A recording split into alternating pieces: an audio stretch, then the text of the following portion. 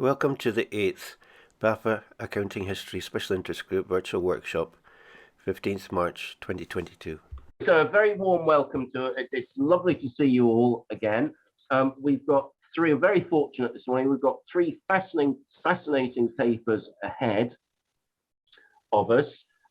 We are starting off with Francesco Betterini from the Università, sorry, you'll have to forgive my dreadful pronunciation, Francesco, Ca' di Venezia, who is going to speak on Florentine accounting between the 14th and 15th century on my schedule here, but I had a look at something else you've done that had gone a little earlier than that as well. So it'd be interesting to see what you're doing.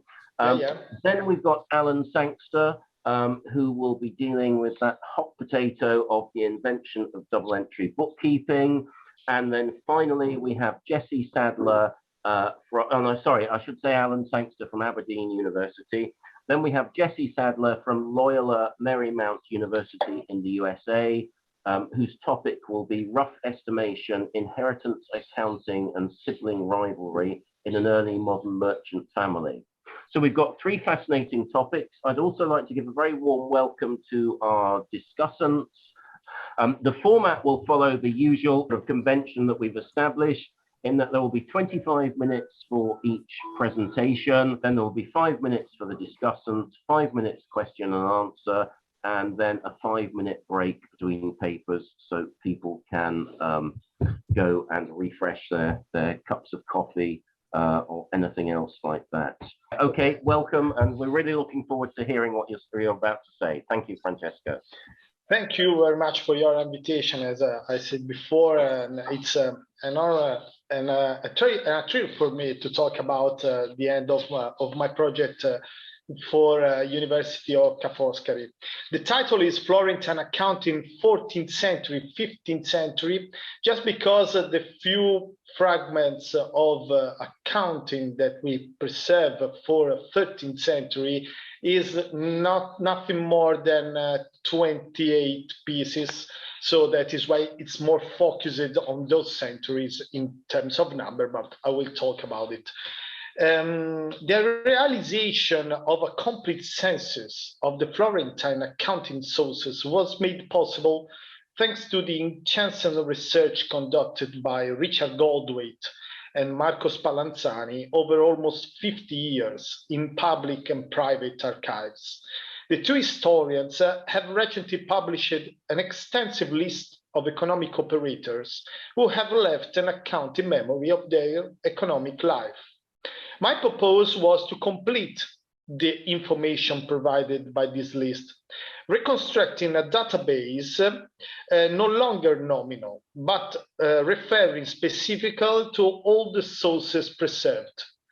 The intention is to allow scholars to know the accounting types of available sources and more accurate identification of the juridical identity of the author, the producer. The long work of analysis of the archival catalogs available and the data provided by the list was made possible thanks to a research grant received by the Department of Management of Ca' Foscari University, and I worked under the supervision of Chiara Saccon and Massimo Varghen. Our database includes all the accounting sources produced privately by the Florentine people in a chronological arc between the first document traced back in the 13th century and the end of the 15th century. Reasons of opportunity have suggested to exclude the 16th century because of the amount of sources available, although a very large sample of this heritage is also present in the list compiled by Goldwaite Spallanzani. I have said private accounting sources. Well, this refers to the exclusion from the census of all the records produced by public subjects, meaning for these ones, both political institutions, religious, welfare, and lay. Partial exception to this discrimination can be found in the content of those accountings related to the temporary activity of citizens as administrators of public offices. In this case, the accounting procedure could be totally demanded to the administrator out of the institutional context. In summary, the census includes accounting records relating to public utility reasons only when they are kept by the producer in his family archive. The second definition to be clarified is the national attribute. In this census were included all the accounting records ascribable to persons and members of companies registered in the tax rolls of the Florentine state. By Florentine state, we mean that territorial subject that was constituted in the late Middle Ages through the progressive expansion of jurisdiction exercised by the municipal institutions of the city of Florence. The enlargement of the territorial state in this period involved the incorporation of important urban centers, Prato, Pistoia, Pisa, often equipped with their own manufacturing and mercantile identity. I am going to pass now over the archival classification of these sources. Maybe there will be time at the end of in time of discussion. This is the list of archives that was studied by catalogs and inventories, thanks to the Godwin and Spallanzani researches. The database shows a number of columns dedicated for the first part to the identity of the producer. The producer, named in Italian ragione, could be referred to a person, individual person, or to a business partnership or an individual business company.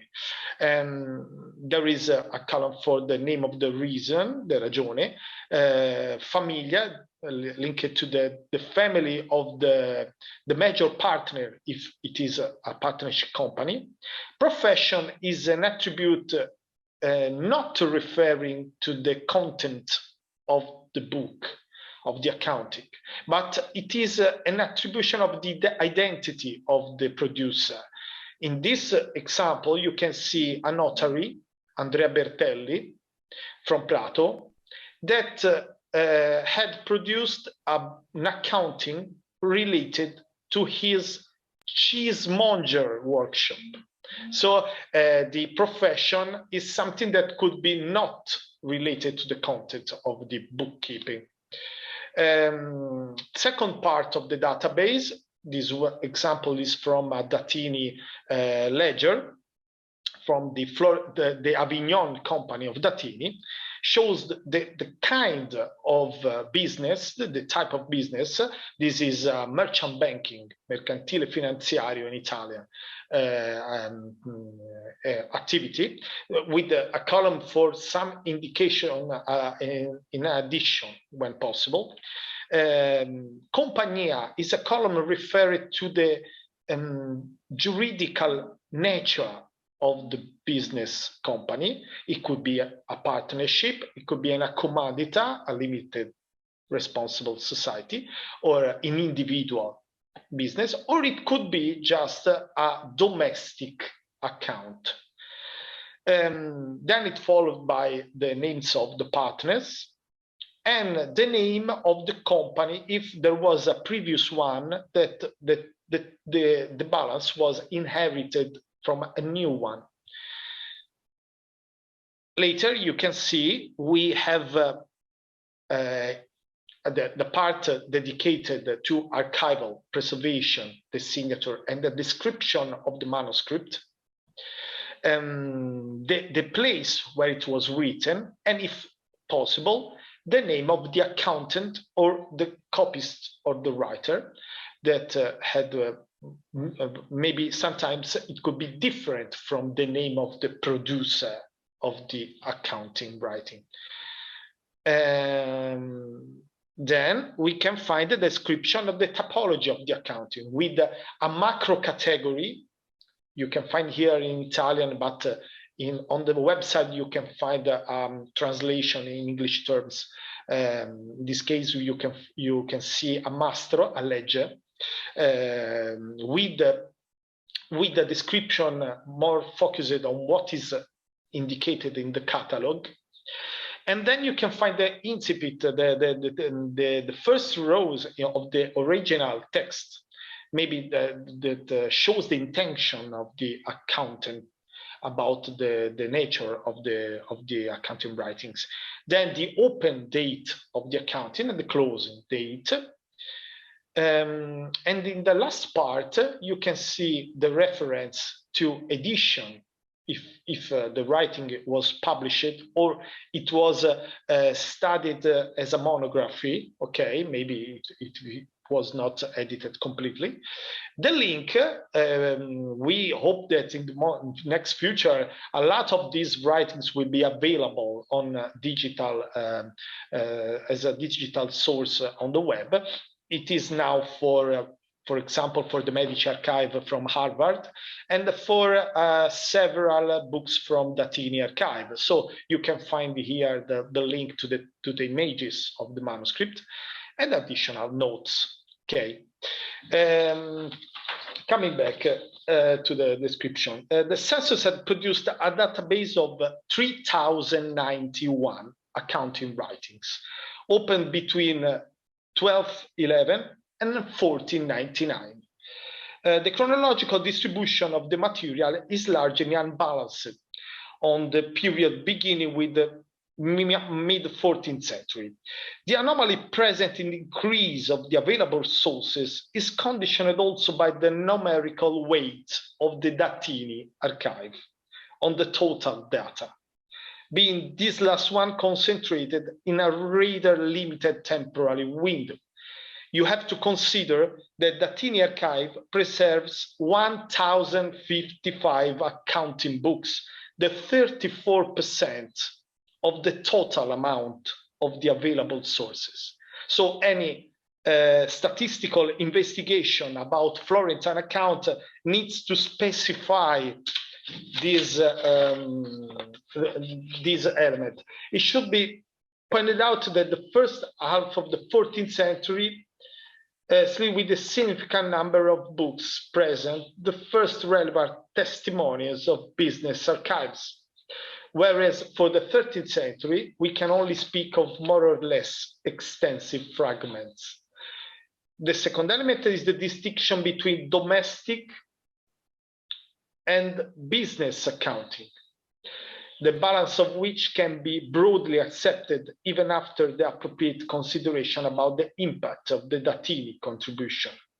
In the first group are included both the accounting memory of the individual and the family assets. So what was important in my project was to distinguish these two categories, even if we can find a lot of information about business and economic activity in the domestic accounting. But if you cannot split the domestic cost of daily life from the workshop or the business costs and incoming, you have a unique solution of accounting. And so the form and the kind of accounting is completely different from the one used for the business one, that is related instead only to profession. The obvious relevance of large commercial and manufacturing companies in the overall list of surviving documentation can be explained in several ways. First, again, with the weight of the Datini archive, a system of company related to international trade and production of wool clothes. At the same time, the greater ability of the great Florentine families to preserve their business archive is a great element to be considered. However, it is worth mentioning the lesser need for small and medium-sized shops to use separate accounts from domestic accounts, since these are largely administered by a single operator in non-associated forms. So it is possible that a tailor or small and medium-sized shops, the individual subject had chosen to not open a different accounting books for his profession, but it just goes on with his family traditional domestic accounting, including inside its activity. And that is the reason why the business list maybe is almost focused on the great business one, the merchant banking, the wool, the silk, and so on. Finally, the fact that the great merchant banking dynasties were the major act in the foundation and support of the religious and welfare institution could be the best explanation for this primacy among the sources preserved. By definition, the accounting entry identifies the memory of economic operations carried out by an individual or collective person in order to facilitate the management of its family or business balance sheet. According to the tripartition proposed by Federico Mendes, through the examination of the Datini archive, the accounting system of the Florentine company is divided into books of synthesis, books of analysis, and minor books. The so-called books of the synthesis include the most important writings of the accounting, synthesizing, in fact, into main registers, the economic part, the ledger, and the financial one, related to the cash flows, the journal of daily operations.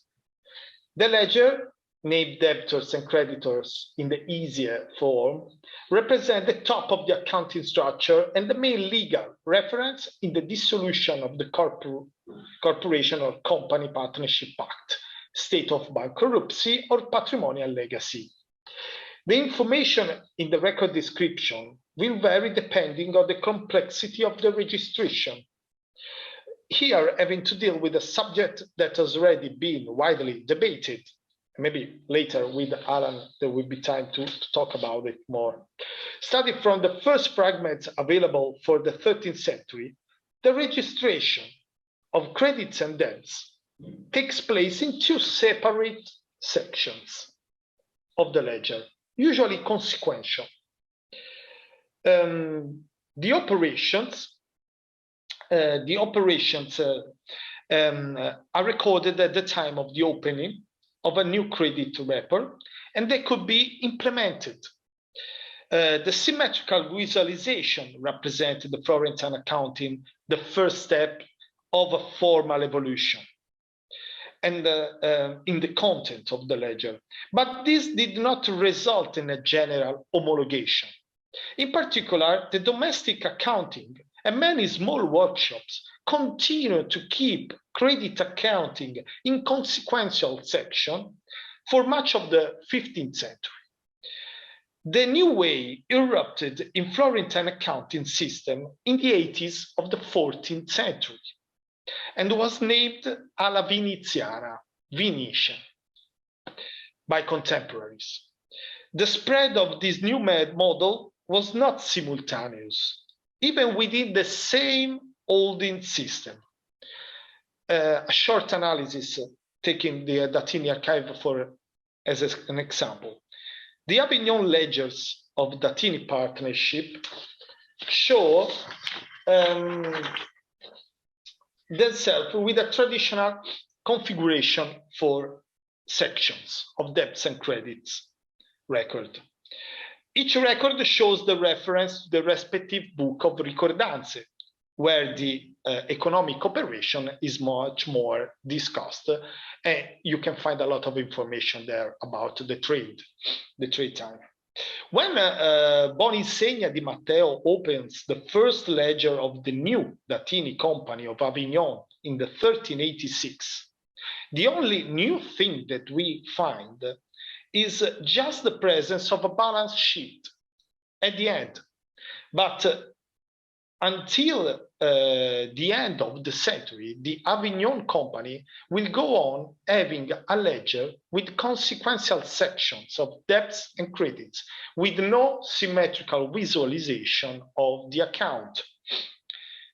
The two ledgers drawn up between 3083 and 3086 by the individual company of Datini based in Pisa are the first one to show the symmetry. You know, in the recto on the left, you find the debts from the same operator, and on the right side, on the recto of the page, you find the credits related to that.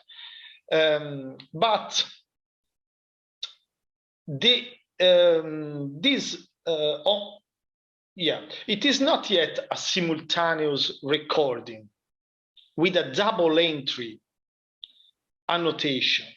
It is just a difference in the visual layout without any change in accounting practice. The inclusion of the warehouse account, the Fondaco costs, and the damages suffered by merchandise rather represent a fundamental extension of the ledger. The first ledger of the Florentine company of Datini, opened in the 3086, resumes the symmetrical structure of the ledger without adding in the appendix any additional account. During the 15th century, a strong innovation in Florentine accounting arrived with a new bookkeeping procedure, which flanks a chronological synthesis to the ledgers. The first example of the double entry journal, so named by Federico Melis, was identified in a notebook of accounts from 1402 for the domestic accounting of Francesco Datini. This is one of the most significant steps that census can show regarding the evolution of accounting practice. The birth of the journal translated into the series of chronological insights that previously the merchant used to pin in narrative form in ancillary documents and in ricordanze is now present in Datini archive from this era. But this new type of chronological synthesis absorbed the functions summarized previously by the Memoriale and Libro di Mercanzie and other types of accounting books. Despite of these first samples, most of the journals are concentrated in the second half of the 15th century, with a progressive growth at the end of the century. I hope you can see it by the graphic. If the ledger supports the accounting distinguishing credit operation from cash movements, the ledger finds its place in the journal called cash journal or entrata e uscita, which follows a purely chronological sequence of cash movements. The movement of the cash was followed by the workers using a first note, the notebook of cash, quaderno di cassa, which has survived in several copies. Finally, we have the libro segreto, dedicated to the calculation of profits and dividends, considering the attribution due to the shareholders of the capital companies. The last part of my talk will be about a question of balance, as I named. How and what was the idea of Florentine in having a balance of their business accounting? The architecture of the Florentine business archive is a source of incredible charm, but also of heated debate among historians of economy about their significance and contribution to the birth of modern accounting. The long-term nature of the financial reports and the apparent disconnection between the accounting and the cost-benefit analysis, meaning the profit, may leave the impression of an apparent uselessness of the balance sheet closure at the end of the ledgers in terms of assessment of the surplus gained. according to our census, the best source for an interpretation of Florentine idea of profit is the secret book. The reason for keeping a book separate from ordinary accounting is summarized by Francesco Sassetti in this Italian quote that you can find here. The meaning is that the solution of the incoming between the shareholder. 2 minutes to go, Francesco. Yeah, thank you. Okay. Was find its place in a secret book, far from the ledger ones, that was under possibility to have checked by justice. Okay, I have to go faster to conclude. The way to evaluate the quadrature of the circle of Florentine accounting is deliberately detached from the other books of the accounting. So the goal of the Florentine accounting is the net capital, the valsente, a term used by Sassetti and very frequent in tax documentation. The indicator is the result of an algebraical sum, credit, debts, cash, and stock, without any reference to gaining of every single trading operations, but it's just a patrimonial asset. And that is the reason why, I'm going to conclude, a new research that now Professor Sergio Tognetti is doing about hospital and institution accounting is showing now that Florentine merchants had no way to manage institution accounting, where immobilization, the cost of the tools, in the hospital, the bed and the grain and so on, had not accredited financial impact on the accounting. So many of these institutions used to fail, going bankruptcy, because at certain point of time, accountants were not able anymore to manage the accounting of an institution, while in the business and in domestic was possible, because the cost of rentals, the cost of the property, of everything that was fixed, was not calculated in their accounting procedure. Thank you very much. Hope I had time to say everything in a clear way, an easy way.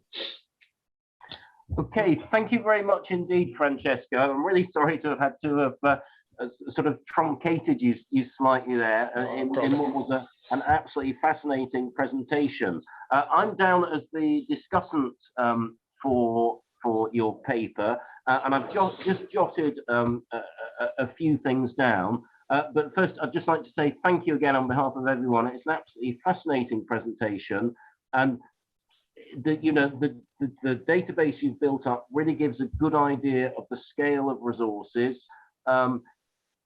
The way it's presented will be very useful for future researchers in trying to identify relevant materials. As well as the scale, I think what will be very useful for many people will be the detailed definitions you are giving of the various accounting types. And I think that's very, very useful, because so often we just see expressions like ledgers or day books, and they can be used to describe quite different documents. And you seem to have very detailed definitions which you adhere to. You also give us a good insight into the way that these books, these particular type of accounting records, develop over time, and we can see what we recognize more and more as double entry coming in. So I'd like to congratulate you very much on that. Just a few thoughts as well. one of the problems of a huge project like this is keeping it updated. And I suppose on that as well, I don't know how can I put this? When I did my research in certain archives, I was completing my research, and the archives weren't even fully catalogued at the time. And I can remember getting ready to write up, thinking, well, I hope they don't suddenly, I'll uncover something new just at the wrong moment. So I suppose one of the things is how well do you think Florentine archives are documented at the moment? I mean, are the catalogues very specific, or do you still have that sort of researcher's paradise as well, where there are some entries that just say a box of papers relating to the 15th century? Because as they develop their catalogues, then your database can be updated as well. So that was the first point, really, thinking about the future, how you keep this going live, how you reflect any updates in catalogues.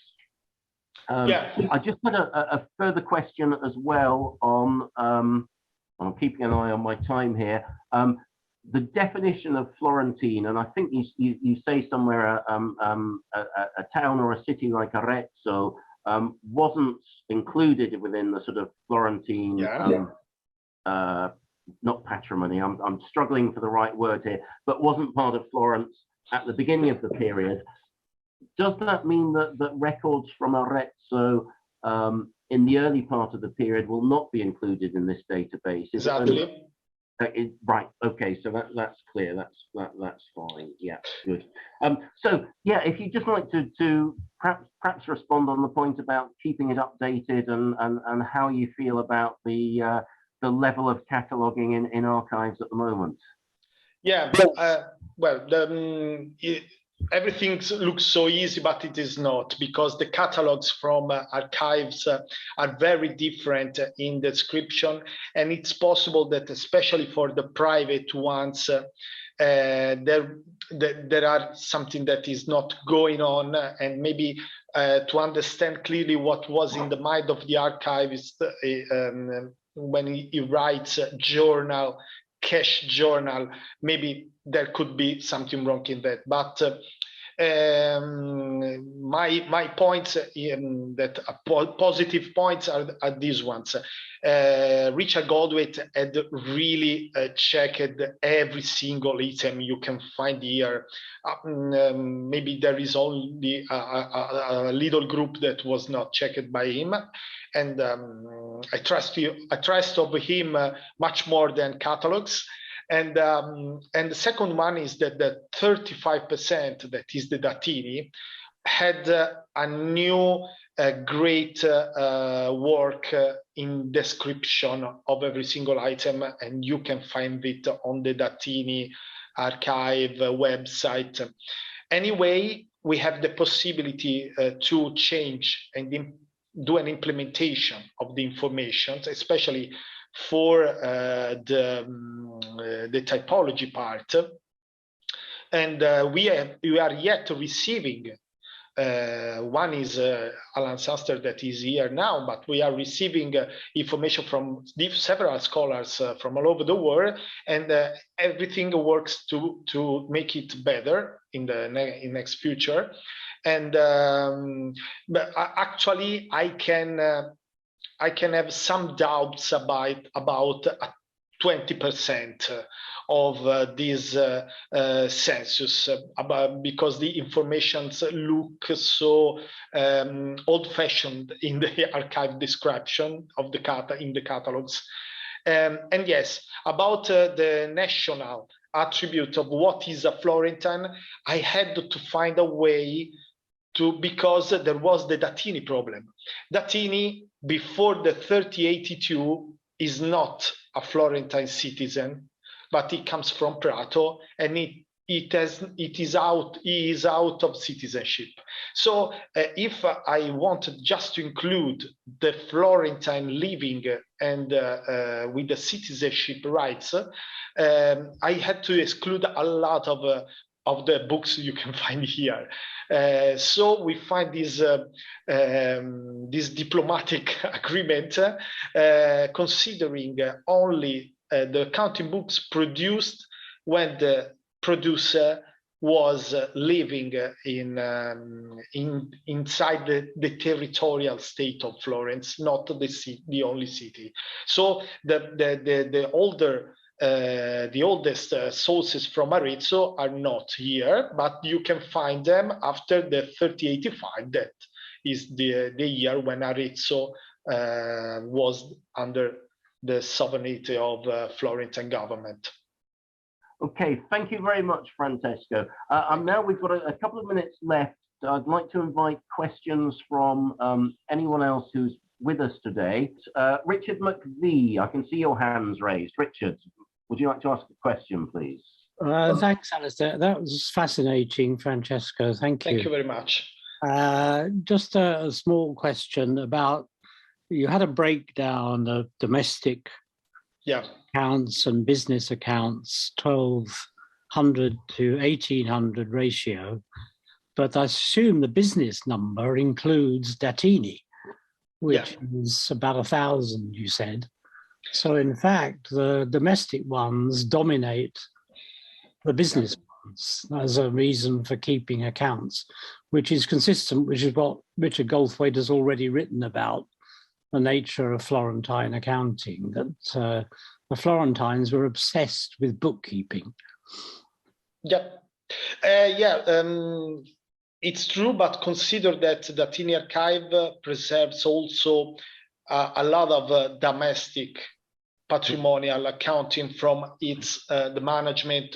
It was just like a company, but it was a domestic company. So the data is also considering that. Anyway, domestic account looks like something that is very strong in statistical numbers, and they are almost not studied because there was a focus on business accounting books in the 20th century, but they are just studied for the recordanze, especially.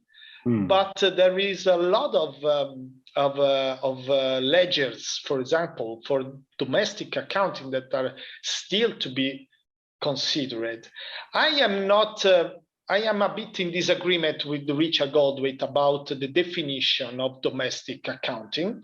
I have to tell you that because it's true, domestic accounting not means that you cannot find their business or company or trading information.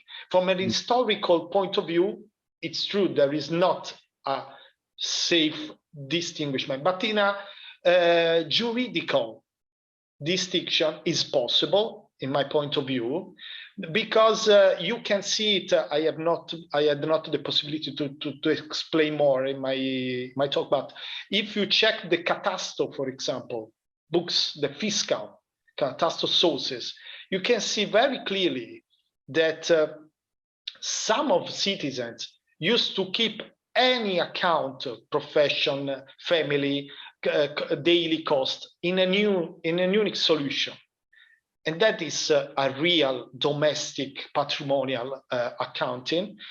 Some other prefer to split the information in two different types of accounting, because it was especially in the case of partnership when you need to split the two things. And so in an economic point of view, there is not a great way to split the two categories. But in a juridical point of view, I think it's possible. Yeah, well, that's true in other cultures as well, that business and family are mixed up until the modern era, really. Yeah. I'm going to interrupt very there, quick. Richard. Can you circulate that link that you gave early on? You gave the link, the URL. Could you circulate that? Yeah, I show you again. Yeah, well, it's too long to copy down. So Yeah, so I'm sorry. We'll get it to you afterwards, Richard. yeah, thanks. Could I just thank Francesco very much? And if thank you very much. Say thank you very much, Francesco, to everyone. Thank you, Francesco. Francesco, could I ask you something in the break? Yeah, sure. Please? I found that really fascinating. Thank you very much. I wondered, was there anything you came across that really surprised you, where you thought you would find one thing and then you found something totally different and went, wasn't expecting that? Yeah, yes, especially in the domestic accounting. You know that one of the things that are in historiography from economic school, we have in our mind the Datini system, and we think that everyone was working in that way. It was not, because that was really surprising for me, because I can find accounting books from late 15th century using the same system that we can find in the 13th century without any element of evolution. So I think that a better analysis of the domestic accounting, and we have thousands of these, hundreds of these books, can give something really new in the conception of what was accounting, and maybe that the situation was much more complicated than the one we know now, just considering the Datini architecture. Thank you very much, Francesco. So I'd like to welcome Alan Sangster very much, whose presentation we've got on the screen in front of us, The Invention of Double Entry Bookkeeping. Over to you. Right.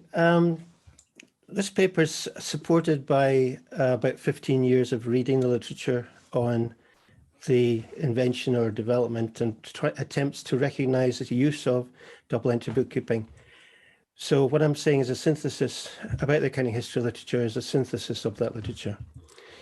If you look for the reasons why double entry was used in medieval Italy, and the Italians were the only users of double entry in medieval Europe, apart from some very small number of exceptions, you'll find in economic history literature that it was identified as being used to monitor and control distant agents, partners, and managers following the shift to sedentary forms of business.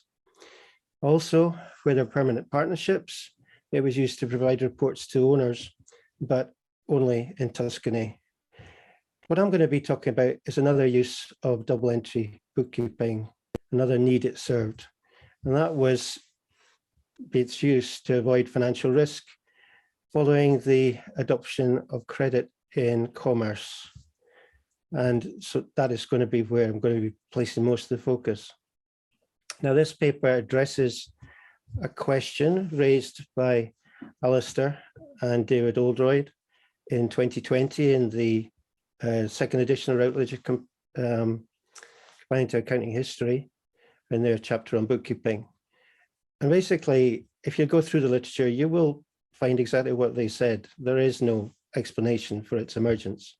Now I'm going to explain why that exists, and I'll also explain what you need in order to actually answer the question. You need to know when and where it emerged. Currently, the accounting history literature says it's the last decade of the 13th century by Florentine firms, one operating in Salon, which is now in France, used it across the whole business, and another firm at the Champagne Fairs in 1296 was using it in its fair ledger.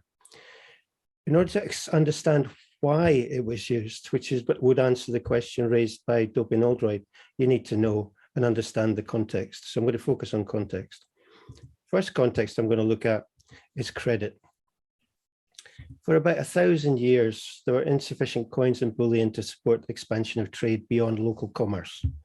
However, in northern Italy, from the 11th century onwards, commerce did expand. It went from local to regional to international, and it did so before 1300. Now, you can't do that if you haven't got the coins and the bullion, and you rely for the rest of your trade on barter because barter is inflexible. So something else was needed. And this was recognized by Adolf Schaub, who is a German economic historian, who in 1906 wrote an 800-page book, published it in German, where he analyzed a commerce of the Mediterranean up to 1300, which was the end of the Crusades. And he identified this problem about the shortage of cash, and he suggested expansive trading was impossible. There must have been a solution. And what he identified was credit as a solution. But in order to make credit function in this way, you needed bookkeeping. So he tied the beginnings of bookkeeping to the use of credit in commerce. And what he was talking about was this. This is the earliest example of a ledger that has come down to us.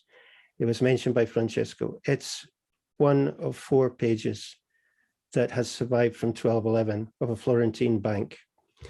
And he was focusing on this when he made that statement about the bookkeeping. Looking at it, he says it shows us the system in its fullest development. In other words, it was a system that could be used in a commercial environment where credit was widespread. And he points out the things that can be seen in the entries that indicate that it was really quite a sophisticated system that had been developed in order for this to work. In 1930, Mario Chiodano had another look at this set of 4 pages. And if you look what he's saying in the first paragraph, he's recognizing this to be double entry. It's got the reference from one account to the other, double entries, et cetera, et cetera. And he says it's the first germs of double entry records that will develop and improve. And if you compare this to, for example, the Ferolfi records in Ceylon that we have, the Ferolfi ledger, you can see how it became more sophisticated, but it was still embracing the same sort of things. The Florentine bank ledger has been dismissed as not being in double entry by every accounting historian who's looked at it, including myself. I just said it was dual entry, that is, as a debit and a credit, end of story. And I stopped at that point because the accounting history literature is so damning of this document. I just assumed that it was correct. I believed it was true and moved on. But when you look closer at it, as I'm going to do now, you'll see it is actually in double entry. This is a page layout. It's got 13 accounts on it. The vertical line in the middle just is to avoid waste of paper, waste of parchment. At the top is the heading, which tells you where the accounts relate to. And what I'm going to focus on is the heading and part of the first account. The heading starts off with invocation to God, which was standard across society at that time. You'll see it in school books written by the students or the pupils. And it says that these accounts relate to San Broccolo. San Broccoli Fair was a regional fair held in Bologna in the first week of May every year. And it still is held in May every year. The second line tells you the year that these accounts relate to, and it's 1211. And this is a transcription of what's written on that page. You'll note, if you look at the second bottom line in the middle, some of the abbreviations that are used in it. There's a lot of abbreviations, so it makes it quite difficult at times to work out what it's actually saying. But the TT, for example, means testamento, witnessed. The O with a line above it means there's some letters missing around here, and that word is actually compagno. Translated, it reads like this, and I've put in the explicit or implicit terms that we would recognize. It begins with the name of the account holder. Because surnames, family names were not normal at that time, you have to put extra description in order to identify the people. So he's a tanner from Santa Trinita, which was in Florence. He's debited diedari, which is the term used in Italian for debit today, 26 libra, and it's a loan lasting for 2 weeks for cash. So the cash account would be credited, which we gave him in Bologna for the San Broccoli Fair. Then there's a section in the entry that talks about the penalty for late payment. Then a witness is named, who's Angiolino, who's from Bologna, and he's a tanner, so he's firmly identified. and then the witnesses are firmly identified. This is followed by the word item, which even then was a standard formulaic term. It just meant the next entry in this account, and that makes the name of the entry, the person involved in the entry, implicitly Orlandino. Diavere, which is how credit is described in Italian now, but then it was just the verb that was used because it described what happened. 43 soldi. There were 20 soldi in a libra, so that's basically a part repayment. By Michele, son of Galetti, so you knew who had made this payment. We post them for, on the advice of, on the instructions of Michele, to the debit of the account of the stutterer Mainetti. So what's happened is Michele has arrived with a promissory note from the stutterer Mainetti and has asked for the funds to be credited to Orlandino rather than to be paid to Michele himself. That is very sophisticated bookkeeping. That's not your just simple debits and credits. The next context, statutes. In 1884, Alessandro Lattis wrote a 400-page book based on a study he conducted of all the extant statutes from northern Italy from about the 13th to 17th century. It includes one from 1202 from Milan, which says that the creditor has the right to instruct his debtor to pay whoever he chooses. And it's full of statutes relating to commerce that are either city statutes, town statutes, or guild statutes. And these, in the way that he puts it all together and the descriptions he provides, these provide a foundation for the content of the commercial writing that is represented by those fragments. Santini, who actually transcribed those fragments in 1887, took that on board. And in his opinion, it was the laws that determined what went into the account book. And it's clear, he says, that the jurists, the legal experts in 1211, considered it valid to maintain commercial records in Italian. But bear in mind that the language of the law was Latin, of government was Latin, of the church was Latin, but that was not the language of the people. So if these records had been kept in Latin, and a lot of the people who would have wanted to know what was in them would have not have been able to read them. By putting them in Italian, everyone who could read them. And that's why they did it. Now that's known as pragmatic literacy. And I'll come back to that in a minute. On the basis of what he'd considered and from what he'd seen in the records, he said it was natural to believe that these had reached a point of maturity, effectively, that they couldn't possibly have been invented in 1211, and that this method, using the spoken language, must date back several years into the 12th century. So he's positioning the invention of double entry back in the 12th century. Now, in terms of pragmatic literacy, here's an example from Sweden, same sort of thing, movement towards the use of the spoken language in legal documents. It's effectively the same point.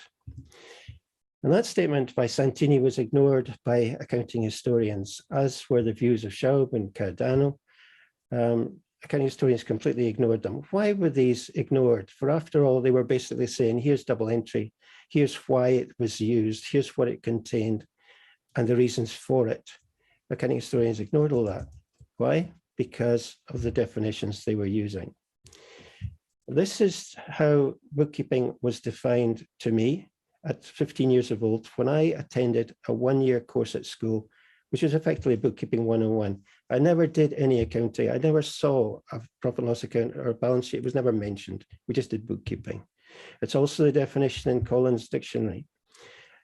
The double-entry bookkeeping, this definition is based on what Pacioli wrote, and it's what everyone would agree is double-entry bookkeeping, I'm sure. And a double-entry bookkeeping system, one in which all transactions are entered in double entry, all very straightforward at this point. And then accounting, it's a process of taking information from bookkeeping system and using it to prepare financial reports. Accounting is not the same as bookkeeping, but accounting history, when looking at double entry, begins with the accounting by looking for either financial statements, capital accounts, movements in the equity within capital accounts, or the possibility of creating those financial statements from the bookkeeping system. It begins there. If you can't see that, it goes no further. You'll see several examples in the literature of people who've written about the account books it can see, and because they can't see this evidence of financial reports or the possibility of creating them, they've dismissed it as not being a double entry. And they work through that to the double entry bookkeeping system back into double entry. And they ignore bookkeeping. And because they ignore bookkeeping, they don't know what books were used. So it's assumed in the accounting history literature, more or less, that they used a daybook, a journal, and a ledger. And as you heard from Francesco's talk, that's not what they were doing in Florence. In Florence, they had accounts that were held in the memorandum. They had accounts that were held in the merchandise book, not in the ledger. So it's a very different system. And how the accounting history should identify double entry is basically based on what double entry is. It's a bookkeeping system. So you start with bookkeeping, then look at whether it's double entry, and then look at whether there's a double entry bookkeeping system. And you don't need to look at accounting. It's separate. So if you want to know if double entry is being used, you should approach it using those three statements there. Now, Raymond DeRoover, who came onto the scene in the 1930s and spent a lot of time looking at Italian double entry in Tuscany. In 1956, he wrote about how accounting history had developed. And he said that under the leadership of Fabio Besta, who effectively founded the school, or the discipline of accounting history, they decided to focus on form and procedure. So it's what's in the account and what's done with it in terms of the accounting, the bookkeeping. And he compared that to what was happening in the mid-20th century, where the younger generation was starting to look at what is used for. And by implication, he was saying that Besta and his colleagues in the first 3 decades of the 20th century didn't look at that. They didn't look at what it was used for. They just looked at what it was. And he was referring by the younger generation to people like Federico Melis in Tuscany, Florence, and the surrounding area, and to Frederick C. Lane in Venice. They were looking much more closely at what the information was used to do. And if you do that, you get an understanding of why it was used. But the accounting historians, the traditional ones, were not doing it. And in DeRoover's opinion, they were doing the right thing, concentrating on form procedure. So he defines double entry in the same chapter as duality and the existence of an integrated system of accounts, both real and nominal. That's accounts that go in the balance sheet and accounts that go in the income statement. And by doing that, he was eliminating any ledger that only concerned personal accounts from being described as being double entry. And he says that by having this integrated system of accounts, your books are balanced in the end, you'll be able to record changes in the equity, and you'll be able to, in the equity of the owners, and it allows the profit and loss to be defined. So he's really focusing on the ability of the system to produce an absolutely comprehensive set of financial statements. And that's conflating the bookkeeping with the accounting. And if they couldn't see those things, they just said it's not double entry. So as a result, if you read this literature, which goes back 100 years, bookkeeping is 100% the same as accounting. Why was that the case? Well, 2 years later, DeRoover told us why it was the case. He said, things are so different now. We have not a clue why they're doing what they did. We can't explain what they did. Now, bear in mind, they had not been looking, the accounting historians had not been looking at how the records were used for management or control. They were just looking at what they looked like. So it's not surprising they couldn't understand why they were doing things. And he said, we do things so differently now, we can't possibly put ourselves in their place. And that's why the approach taken by the accounting historians in the literature conflates the bookkeeping and accounting, because it allows them to be Whiggish and focus on the financial statements. Whiggish history views history as inevitable progress and improvement. It looks back from the present to see signs of it in the past. So we know what a profit and loss account looks like. So we look for it in the past. We see it. We think, yeah, that's what we'd expect. We know what a balance sheet is. Look back. Yeah, that's what we'd expect. And it's often adopted a Whiggish approach in response to lack of knowledge and understanding of context. And the accounting historians of the first 30 years of the 20th century were not really interested in context. They were interested in form and procedure. And as a result, the literature of that period is treated as seminal, but it was done Whiggishly. That is, it was done from the present looking at the past rather than looking at the past and trying to understand it in its context. It's recognized as perfect, as a fact, and anyone who challenges it is rebutted and ridiculed. Just this year, I've had a conference paper reviewer tell me it's astonishing that I would consider challenging this literature. Another one wrote, it's outrageous what I was doing, and basically I should be ashamed of it. And I was told, if it is all done, we know everything already, there's no point in doing any more work in this area. Well, I'm sorry, that's not what historians do.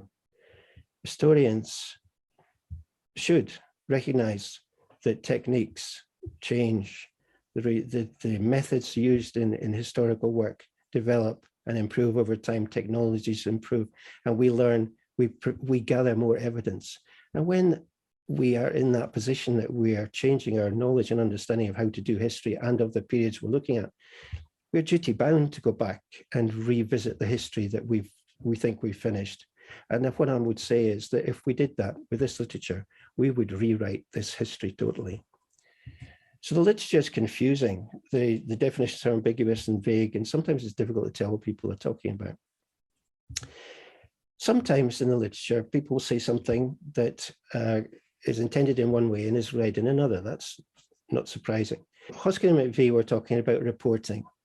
My reading of the papers, they're talking about financial reporting using a double entry bookkeeping system. And they could see that in the 13th and 14th century in Tuscany. And they couldn't see it in any significant form until the 19th century, when the accounting profession developed, financial reporting became widespread and the double entry system gained widespread adoption. That's basically what that paper was saying. And that was read by Dobie and Oldroyd as saying single entry accounting seems to remain the norm in Britain. Now, unfortunately, this cannot be true. These are the editions of textbooks published in Britain since 1501 up to the end of the 18th century. 422 editions. If you look at those published between 1601 and 1800, over the 200-year period, there were 413. The average edition for books published in London in 1575 was 620. Let's assume that the same volume of production was in place after that, which is an understatement, and take 413 editions of books times 620, you get 256,000 textbooks on double entry bookkeeping published in Britain between 1601 and 1800. It's published in a country that doesn't use double entry. I'm taking another approach, copies per title. This is data for the number of copies of each title published. In the final decade of the 17th century, you got 1,200 copies minimum for a title that was published. I'm taking that minimum, and the 365 editions published between 1701 and 1800, you get 438,000 copies of textbooks on double entry published in Britain. Now, that's maybe an overstatement because copies doesn't equal editions. Some titles were published in multiple editions, but not many. Now, let's say, for example, for instance, that we accept the average was 2 editions per title and change that. You still get over 200,000 copies published in the 18th century. Taking it a different way, according to Jeanine, who did the study this data comes from on the left, there are 170 single edition titles plus 15 multiple editions. That gives you 190 titles. You multiply it out, you get 228,000 textbooks published in that period. Now, if you separate accounting from bookkeeping, the clarity comes. The double entry system is in place in the Florentine bank ledger. The accounting historians could not see it. They ignored the views of these 3 people. Why did they ignore them? Because they were looking for financial statements and capital accounts showing change in equity. They were approaching it this way, and they added on this requirement for properly adjusted financial statements, if they found any, when they should have been doing it this way. And if they'd done it this way and they were aware of the context, they'd have said, well, if we want to ensure that the context is actually being addressed by the double entry system, we would expect to see that.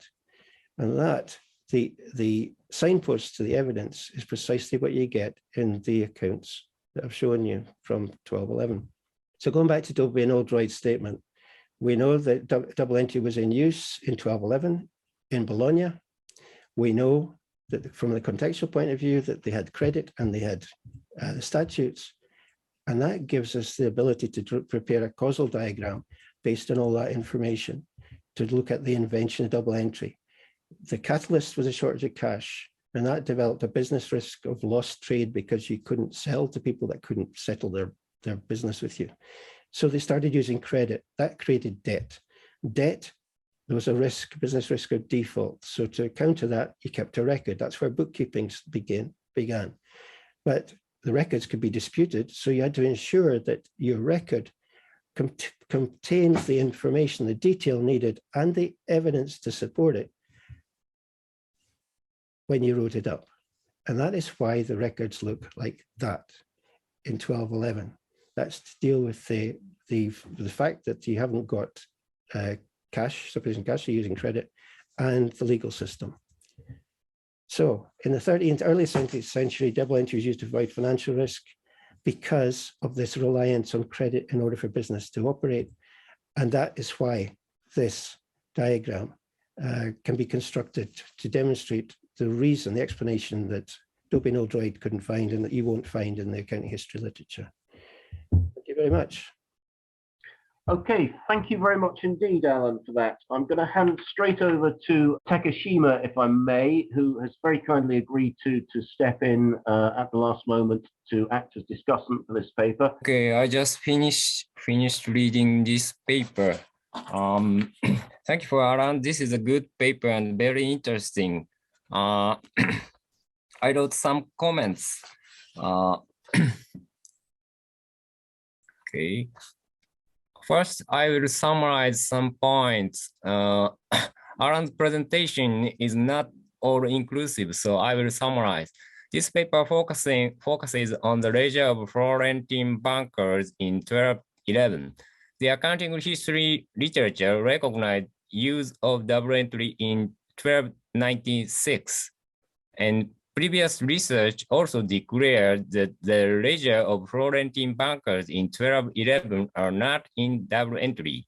He includes his previous research, 2016. And this paper attempts to prove these previous studies were all incorrect, very challenging. Overall, I could enjoy reading the paper with very great interest. Since I was considering the ledger of Florentine bankers in 1211 as the origin of double entry before I read this paper, so I could agree with many points of the paper. Very interesting. I got some questions and comments. To strengthen this paper, I'd like to suggest some points. First, I think the paper needs to discuss the relationship between double entry and income calculation. Probably Alan would say income calculation is an accounting notion, not the later modern, but because most accountants consider that the income calculation is the start of the double entry system, even they are confusing accounting and double entry. Probably paper need to discuss some way. And I agree with the paper adopting a weak perspective on history resulting in past events being interpreted from the perspective of modern values rather than from the beliefs of historical actors. This I could read in the footnote. So I think the paper needs to discuss why this view is wrong in the main text clearly, from my point of view. And second comment, the paper proceeds based on the definition of bookkeeping, accounting, double entry, and double entry bookkeeping system very clearly. I have some questions of the definition of especially accounting and double entry. The paper defines accounting as the process of taking the information from the bookkeeping system and using it to produce financial reports Is this your definition? Because there are many definitions of accounting. I wonder why the paper did not use the authorities here. For example, Asbat's definition is very popular, but Asbat's definition does not include double entry. I'm wondering that's the reason why you didn't use authorities. As you mentioned, authorities now do not use double entry or double entry bookkeeping. That's why probably you can't find it. I can't find it. Or ISB 2018 conceptual framework never mentioned double entry. So you can't take accounting definition from authorities. I think that's why the reason you used your definition. But if you could use some authorities here, the paper can, I think this is the way it is. And comment 3, the paper defines double entry as the recording of the equal financial effect of transactions on the two elements of those transactions, the item exchanged and the form of settlement, one as a debit and the other as a credit, plus the inclusion in each entry of the location of the contract entry. I have a question of this. Is this definition from Pacioli's or yours, or you arranged this some way? This is elemental, so, but to me, this is important. Is the term, the item exchanged equal to the term asset? And is the term, the form of settlement equal to the term equity? And is the relationship between the item exchanged and the form of settlement equal to the accounting equation, assets equal equities? Can I interpret that way? This is important for me. So please tell me that. And this definition, this is a question for probably Pacioli. This definition explains exchange transactions, but how do you explain one-sided events like fire loss or donation or windfall in this framework? This is my problem, probably. So, and comment 4, why double entry was used before 1800. You are discussing this one in the paper.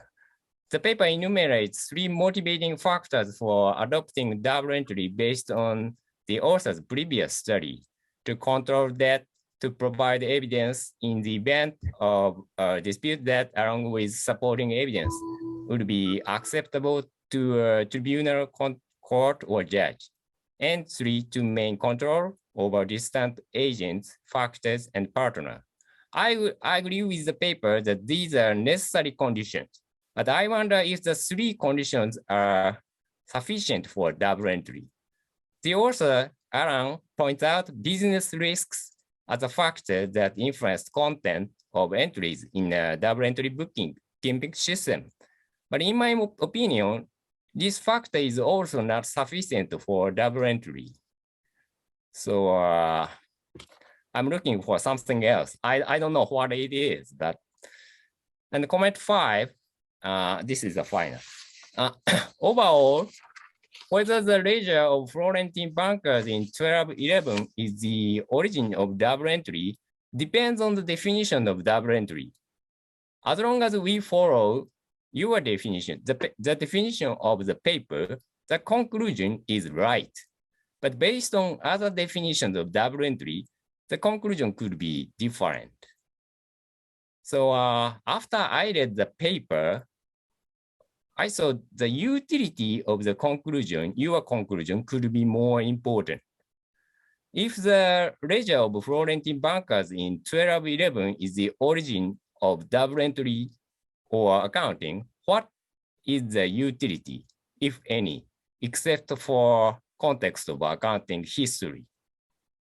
For example, it seems that ISB 2018 conceptual framework has been focusing on the output of the accounting process, such as income or financial statements. I guess I saw your sheet, your arrow, the sheet with arrow. That's exactly what I'm saying. they are discussing accounting and financial statement.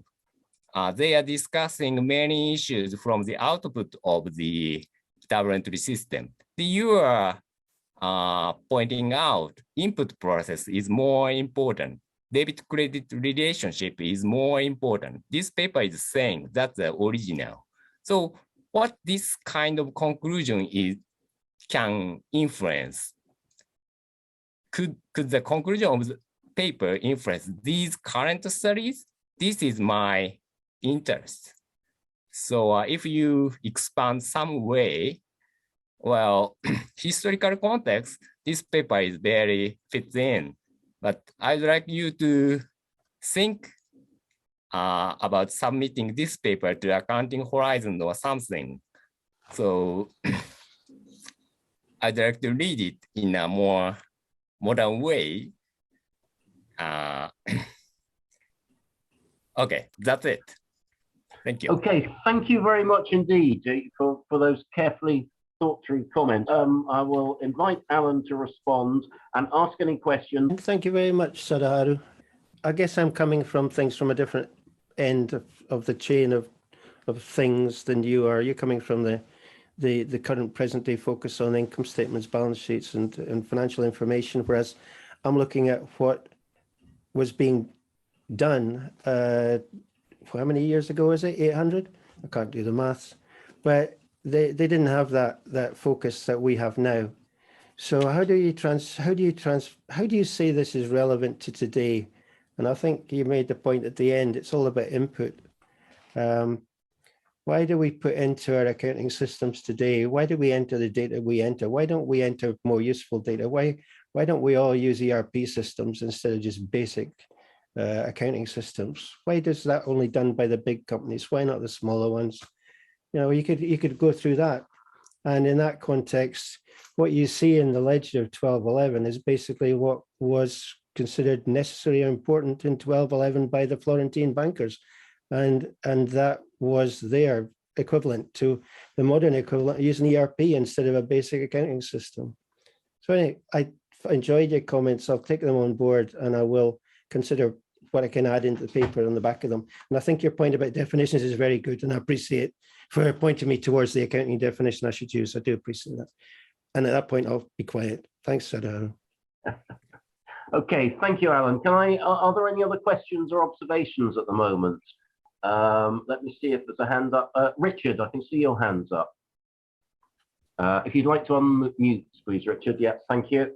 Thanks. Yeah, as always, Alan has got a lot of interesting material, but I don't think it supports what he's arguing. He says double entry bookkeeping is debits and credits for transactions. Double entry bookkeeping is more than that. Pacioli spends most of his book on the inventory, how you enter an inventory, and then how you might change that through transactions, and then how you end up with a closing inventory and capital. So double entry is much more than just doing debits and credits for transactions. And you can find debits and credits for transactions in other cultures' accounting systems. The books I've been looking at in China, which don't have double entry, we know that, they just have entries for creditors and debtors, and they have to keep them in much the same way.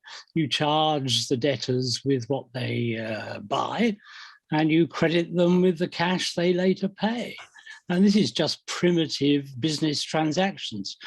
Most of the statements that Alan made, you could have made leaving out the words double entry, because they're just, well, there we are. And as for the juridical side of it, there is a paper by Yami, I can't remember which one, where he points out that certainly well-kept books impress courts when they want evidence of transactions and so forth, but there's no evidence that they demanded double entry books. I've got a long list, but I'll stop there. Okay, thank you very much, Richard. We've got 1 minute if you want to say anything, Alan, if you're... Yeah, just Richard is ploughing the usual furrow. this is not the same as simple entries, single entry, whatever you like. And Basil Yami did what you said, but Basil didn't know about the statutes that existed across Europe. And so he couldn't possibly have come to a conclusion that stands up against what the legal statutes across Europe. But they don't say double entry. The content of the entries of what's important, Richard. It's what people put in the entries that's important. Yeah, right, and you can do that without double entry. You might, but you need all the information in the double entry record. So if you've if you go to the Chinese records, they've got what's owed, what's paid, what it's for, when it happened, who's involved, everything you need to know. So why is that not double entry? Well, because it doesn't have the structure of double entry. So your argument is the structure is what makes the difference between single entry, double entry, not the content. Yeah, the structure. I don't think that's what the literature tells us. Anyway, at this point, Alistair, we need to go on, I think. Thank you very much both for that. I mean, I think it is an interesting point on the. I'm just thinking of the statute. Anyway, read Lee on the 2011 ledger. Read Lee. He takes it apart as to why it's. He says it's not double entry because it doesn't have a profit and loss account. No, right. The terms used are not double entry. He has no awareness of what double entry actually is because he thinks. Let's stop there because we are delaying Jesse, who is our next speaker, which would be very unkind. But thank you both, and thank you very much to Alan for your giving your paper, and to Richard for your questions, and to Sadaharu for the comments as well. But we will move on now. A very warm welcome to Jesse Sadler, who is from the University of Loyola Marymount in the USA. Paper title is Rough Estimation, Inheritance, Accounting and Sibling Rivalry in an Early Modern Merchant Family. I first want to start off, obviously, by thanking everyone for being here. Thanks for inviting me to this talk. I'm really excited to present this research that I've been doing over the last couple of years. And what I want to do today is two different things. I want to briefly introduce a digital methodology for working with non-decimal currencies in the R programming language. And then secondly, I'm going to try to show some of the capabilities of this digital methodology through a discussion of the account books of the estate of Jan de la Faya de Oude, a wealthy merchant from Antwerp who died in 1582.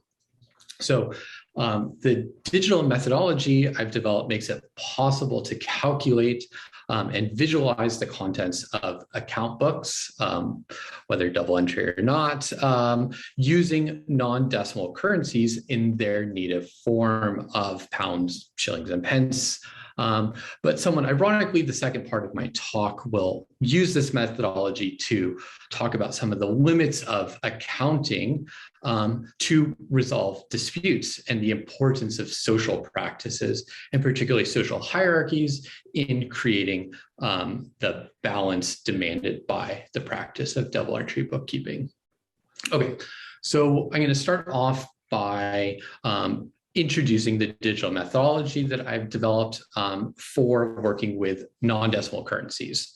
So the system of counting silver pennies or denarii in terms of the golden solidus and measurement of weight of the libra, leading to this tripartite system of pounds, shillings, and pence, as the units became known in English, present three real main problems for integration with digital methodologies, with computers.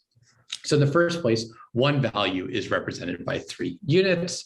Two of these units, the solidus and denarius units, have non-decimal basis, and these bases differed by the currency that was used, though 12 pennies for the shilling and 20 shillings for the pound was the most widespread, but there were many others.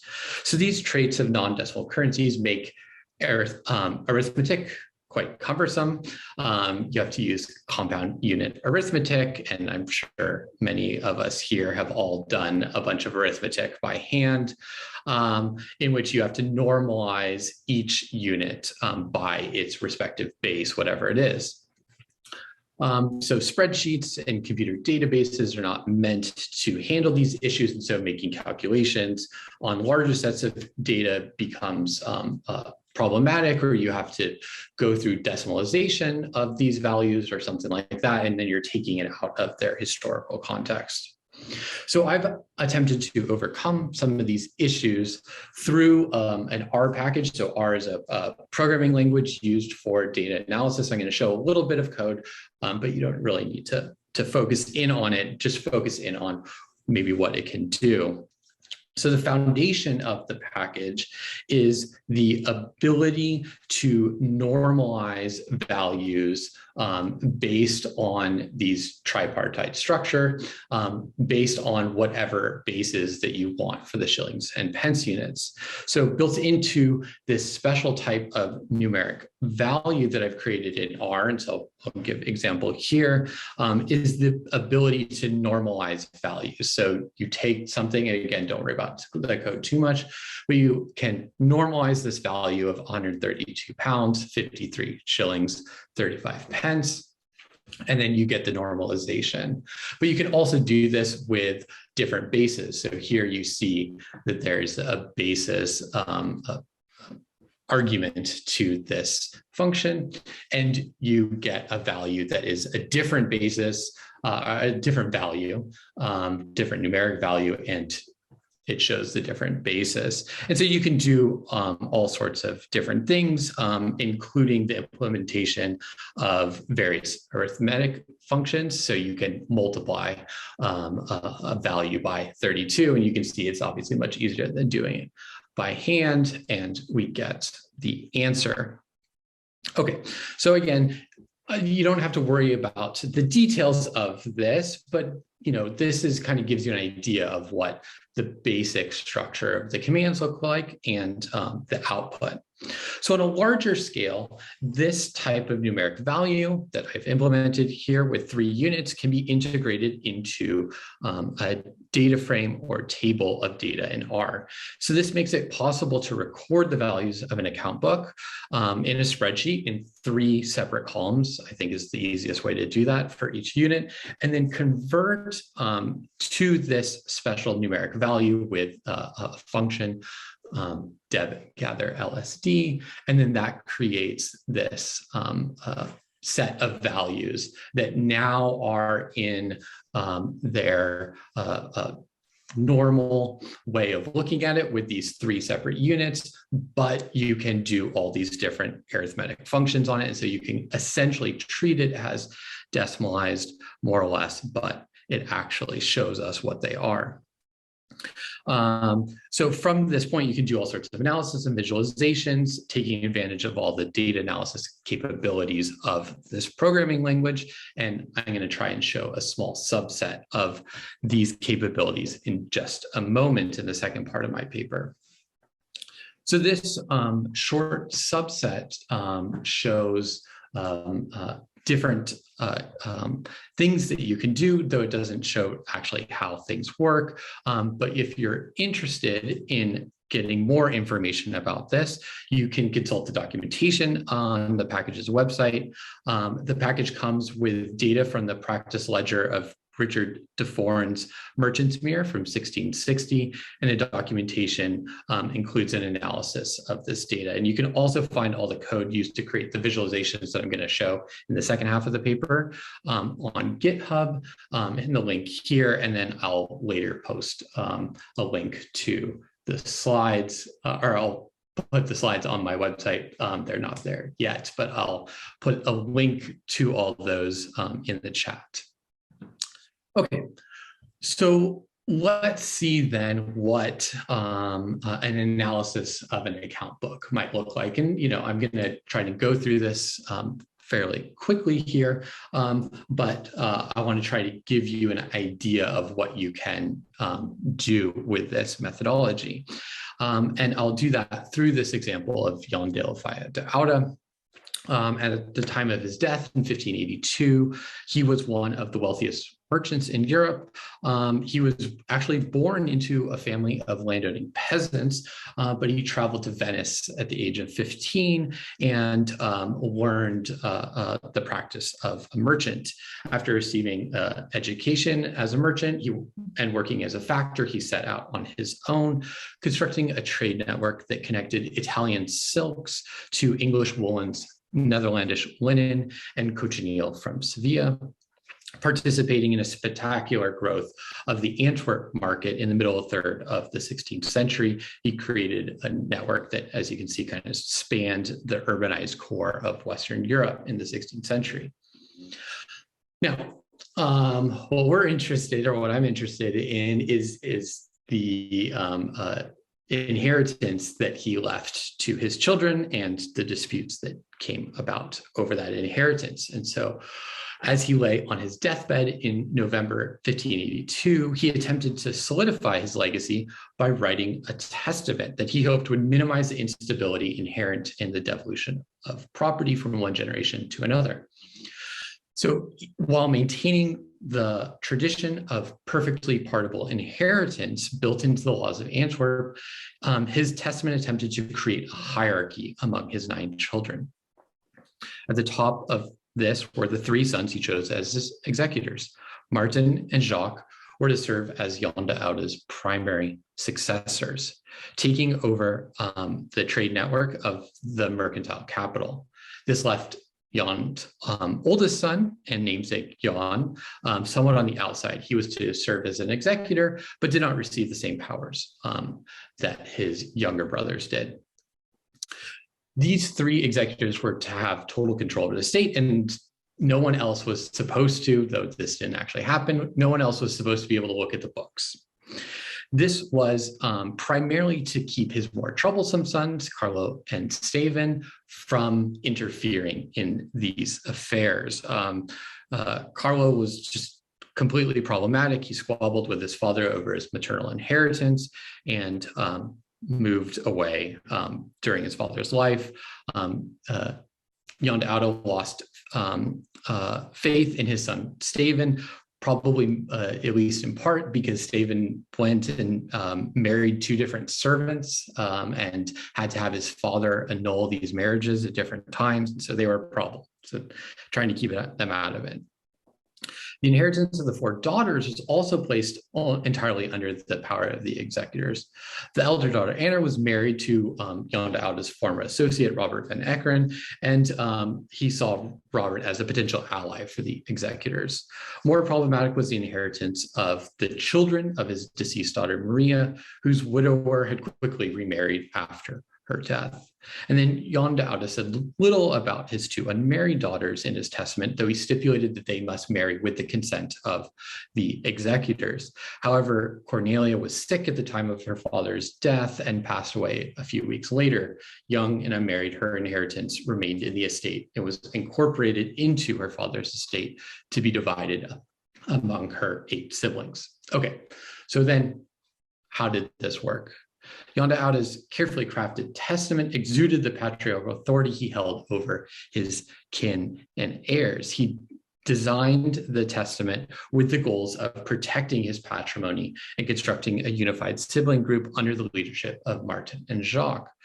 But the executors and their siblings had a difficult task, even under the best of circumstances.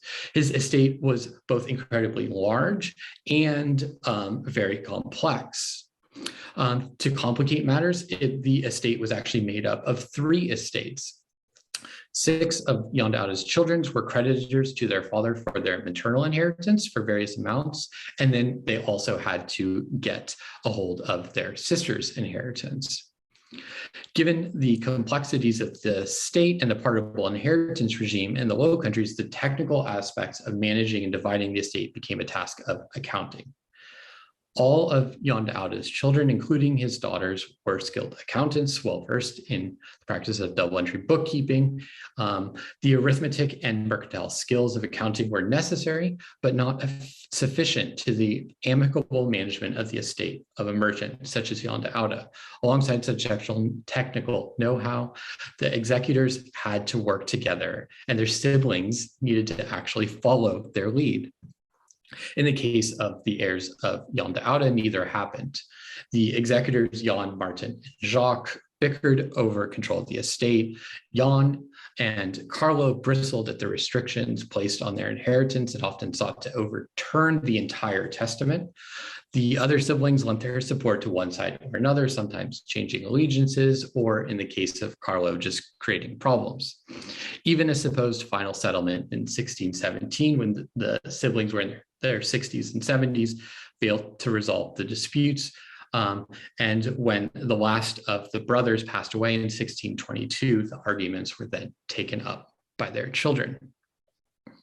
Okay, so what does this estate actually look like? The account books of the estate, which track the development and its dispersal in the form of double entry bookkeeping in the form of a ledger from the time of Jan de Oude's death in November 1582 up to the end of 1594, provide an outline of the economic aspects of the estate.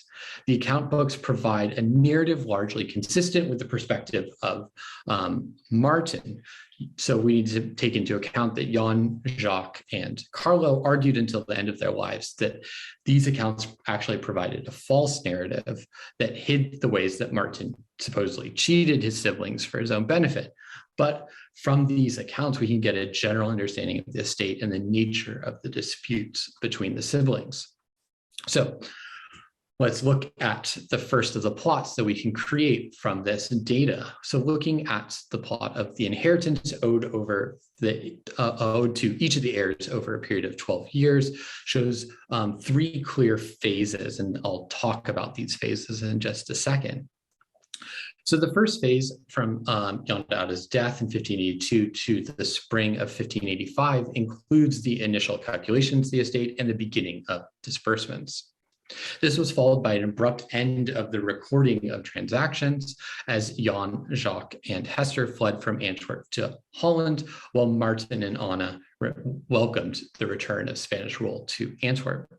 The final phase of the account book took place so that's the second phase there. The final phase of the account book took place over the last 4 months of 1594 and represented an attempt to bring the estate to a conclusion. But as you can see, the attempt was largely unsuccessful. Of the 9 heirs, only Hester had the account for her inheritance closed by the end of 1594. Okay, so let's look at these stages. Over the course of 1583, the executors worked diligently, if fitfully, to gather together the accounts of the various branches to bring the balance of the estate up to the day of their father's death in 1582. And so this is what this chart shows. The book opened with 114 accounts in debt to the estate. They appear here in red, showing the nature of Jan de Oude's wealth. The mercantile character is clear. The branches of Venice and Verona held large amounts of capital, while over 20,000 pounds Flemish was currently invested in silk. Meanwhile, Jan de Oude held a relatively small amount of landed property. In contrast, the balance opened with 100 accounts that were creditors to the estate, and these are depicted in blue. This shows that Jan de Oude's primary creditors were actually his children for their maternal inheritance. And all told, the maternal inheritance was over 25,000 pounds invested in the trade. As an active merchant, Jan de Oude had a number of other debts, of course, that were open at the time of his death, but these paled in comparison to his assets, which is the largest circle here in blue of over 41,000 pounds. Once the opening balance was made, the most difficult task was to try and calculate the profits from the end of 1578, which was the last time Jan Oude had calculated these. So the executors went through and did that. Over this time period, there was over 19,000 pounds of profits. And the profits came primarily, as you can see here, from the sale of silk and linen. And those profits accumulated from the branches of Venice and Verona. They were then split proportionally between the paternal and maternal inheritance. So you can see the distribution of the profits on the bottom with some additional expenses. So by the end of 1583, the heirs signed an agreement intended to mark their unity and the approval of the accounts. The culmination of this was the executor's decision that the 9 heirs should each be due 5,000 pounds for their paternal inheritance. Yet all their work over the previous year, the best the executors could do was to provide an estimate. So this 5,000 was assigned to the heirs as a, quote, rough estimation, and was contingent upon the ultimate value of the capital that remained invested in trade. So here you can see the paternal, everyone's getting 5,000 pounds, the different maternal inheritance, and then the sororal inheritance from their sister.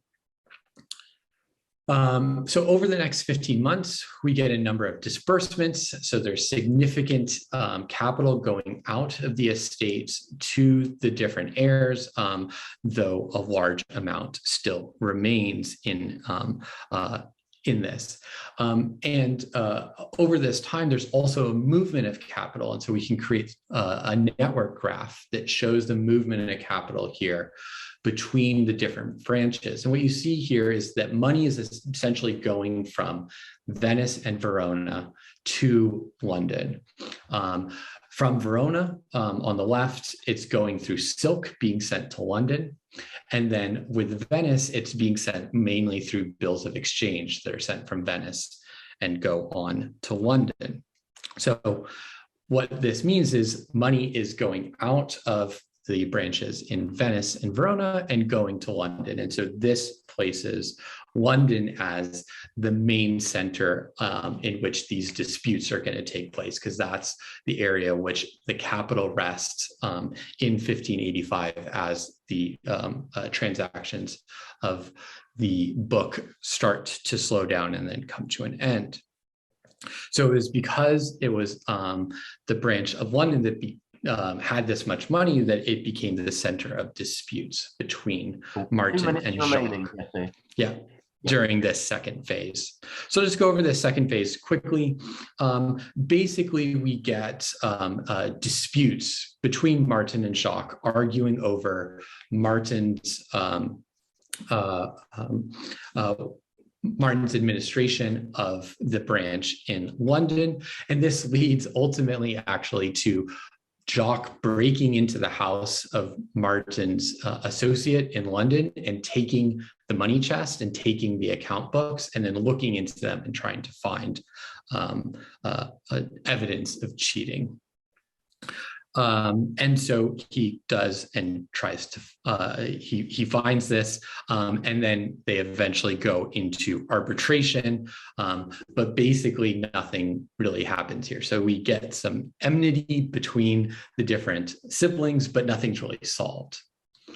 The attempted solution comes in this last third phase, in which there is an attempt to move the capital out of the estate and basically close the estate. But what we see is even by the end of 1594, the estate still held the rather substantial sum of 9,700 pounds Flemish.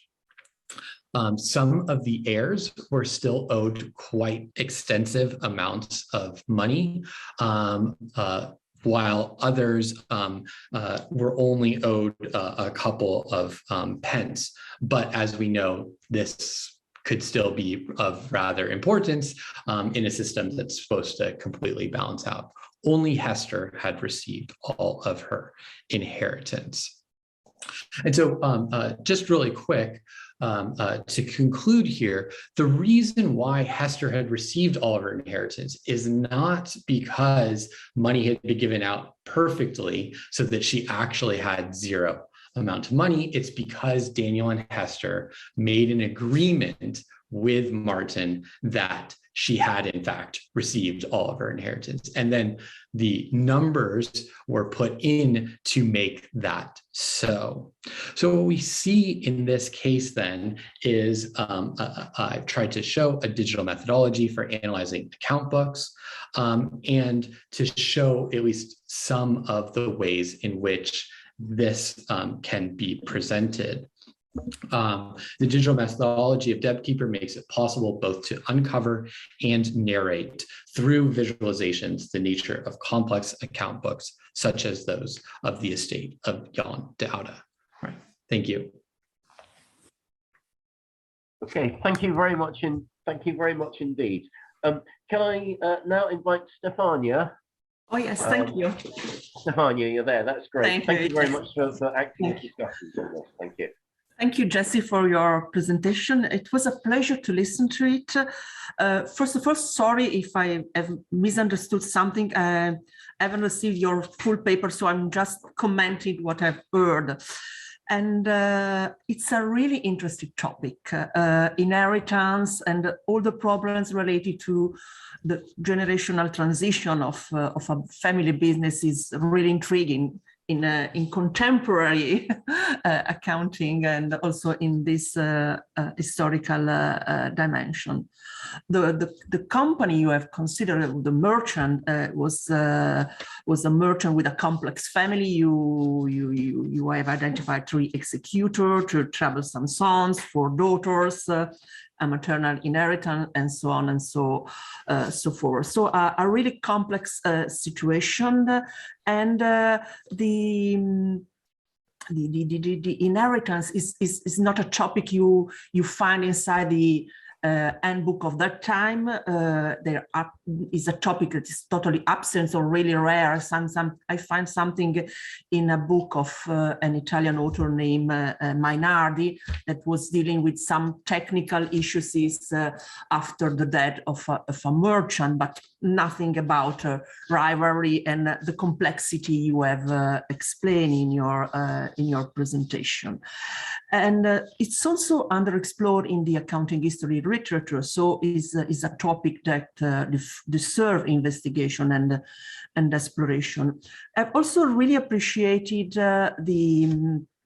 the use of the digital methodology you have adopted, the powerful use of the DebtKeeper, and it's a really useful tool, I think, for this kind of analysis, or for all the longitudinal accounting history analysis, where you can find a powerful way to present your data. And also, I really like your meaningful infographic coming from this database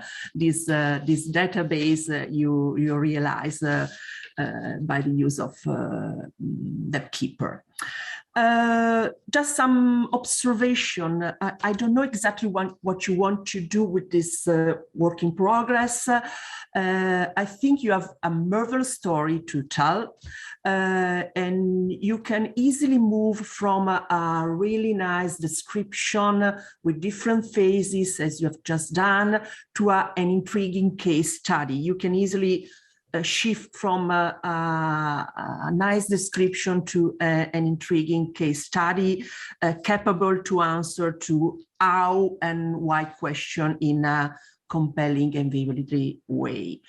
And just a suggestion, I would suggest you to I think you already have to specify really well your methodology and your aims in order to achieve the answer to the question you pose in your paper, and also to stress in your paper probably your findings that are really important, but also future development related to this kind of topics, also in other contexts. I think it's a really nice case study that can be used in different contexts as well. So thank you very much for this opportunity. Thank you, Jesse. Okay, thank you very much for your comments, Stefania. Jesse, if there's anything you'd like to respond to in what Stefania's said, you can do that now, or we can move straight on to questions if you prefer, whichever you like. Yeah, I mean, I think just really quickly, yeah, there's a lot that can be done with this case, and then also what I'm trying to show, especially here, because I couldn't go into too much detail about, yeah, exactly the hows and whys of these ups and downs, is that sort of similar to Francesco's in some ways, is trying to make this data worthwhile to put into the computer. Is one of the main things for DebKeeper, is that then you can actually go and record everyone, because you know you can find it and you know you can do something arithmetically with it and then visually with it. But I'll leave it there and leave it to questions. Okay, thank you, Jesse. Can I ask, are there any questions? I can't. Let me just check. Can I see any hands up? Richard, thank you. If you'd like to unmute, please, Richard. Good idea. Fascinating. The two parts. The first part reminds me that when I was young, I used to have to add up columns of pounds, shillings, and pence. And the first thing I was told when I joined Pete Marwick was it'd be very useful if I could do it upside down, because then I could read the client's schedules without them knowing, and even better to be able to crosscast upside down in pounds, shillings, and pence. So if you ever want a mental challenge, you don't need Sudoku or anything. Just do pounds, shillings, and pence arithmetic. The other part about the inheritance, also fascinating. Moral of the story, don't get rich because your children will fight over it. But there is a difference, isn't there, between English inheritance law and continental inheritance law, in that English law had primogeniture. So it was important to know what was the capital of the estate and what was the income, because often the capital would be entailed in order to be able to be passed on to the first son, I'm afraid, in those days, to the first son of succeeding generations. So ideas of capital and income go through the English law on estates. And there was a very good article by John Flower on capital and income in the law of trusts, which explores how that might have affected other definitions of capital and income in modern accounting.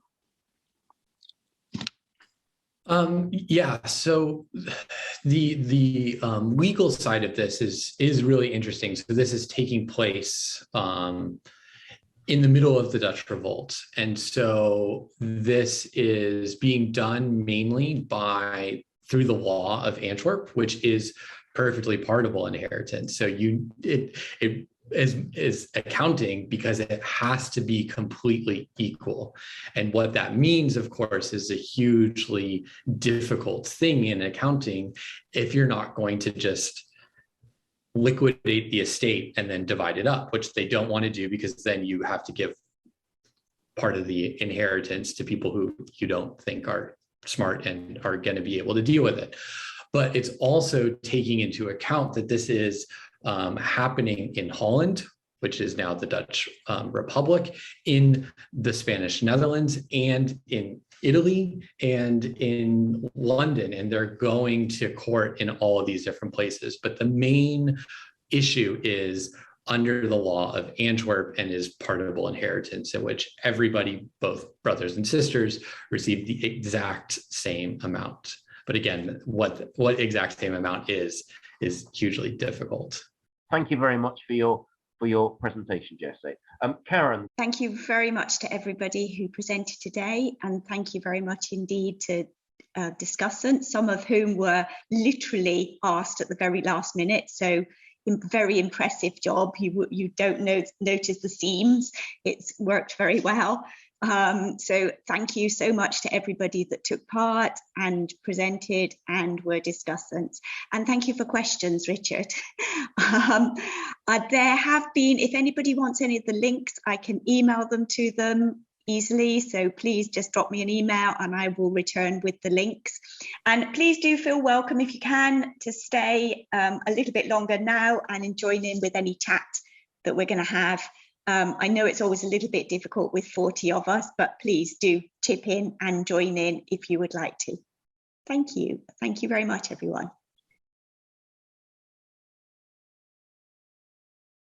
Francis, did you have an observation? Yes, Jessie. It's about yours. I found it really interesting. I must admit, when you were talking, my mind was going to actor network theory, but I just wanted to make a comment because I actually am a lawyer as well as being an accountant, and I have done work in the succession area. When you're in Britain at law, you had the children of, was it Maria who had 3 children? Putting those children into a will is not going to happen because of the generational shift of the 2 generations at that time. It was too problematic. There were legal problems. You can't, if someone is still having children, they won't they won't name those children because they may have more children and they can't name children that aren't born yet. Basically, there are succession laws about that. Yeah, so what's happening there is that because as soon as she has children, then and she has her own, I think she died intestate, but then she has to get that. She already had received her maternal inheritance. So then she has to get her paternal inheritance that then she gives down to her children as maternal inheritance. Well, dying intestate at that time is also a problem because at that time, unless she had money already in her own name, at law, she's a chattel, sort of up there with livestock and furniture. So different laws applied to women at that time in Britain. Yeah, so this is all that then like it's all done according to the laws of Antwerp. And then what's going on in London is that they're trying to figure out, and they're going into law and especially into arbitration, more so in London, is trying to figure out, okay, well, how do we divide up this branch that has in 1585, 20,000 pounds Flemish, so something like, say, 15,000 pounds sterling. And how can it actually be divided so that it would then go to the Low Countries where it could be divided equally?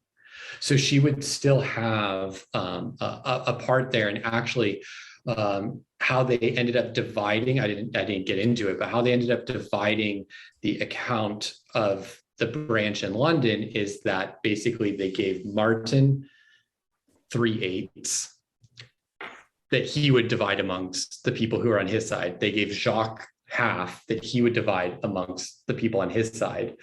And then they had a separate account for Maria that was to go to her children.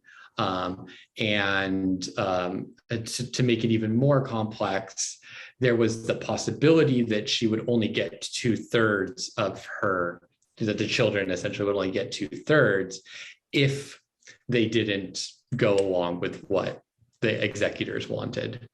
So yeah, it's all very complex and running into laws in different places, but in the end, it's based on the laws in Antwerp.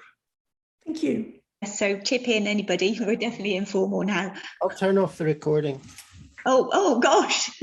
Okay. I didn't know we were still being recorded, to be honest with you. Oh, if you're turning off the recording, does that mean we can gossip?